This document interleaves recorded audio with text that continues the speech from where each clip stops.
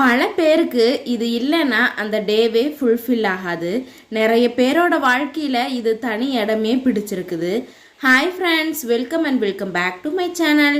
Tea போடுறது simple தான், அதவே கொஞ்சம் சூப்பராக டிஃப்ரெண்ட்டாக போட்டால் எப்படி இருக்கும் அதை தான் இன்றைக்கி பார்க்க போகிறோம். இஞ்சியும் அது கூடவே ஒரே ஒரு ஏலக்காய் எடுத்து தட்டி வச்சுக்கலாம்.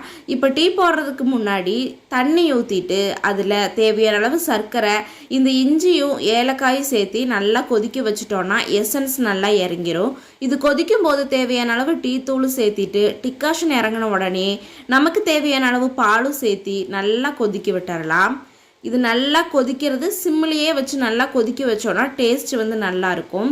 கடைசியாக இறக்கிறதுக்கு முன்னாடி சின்ன துண்டு பட்டையும் ஒரு கிராம்பு சேர்த்தி நம்ம டீயை இறக்கி வச்சிடலாம். டீயை இறக்கின உடனேயே நல்லா ஃபில்ட்ரு பண்ணிவிட்டு நல்லா ஆற்றணுன்னா டீ நல்லா நொரப்பொங்க வரும்.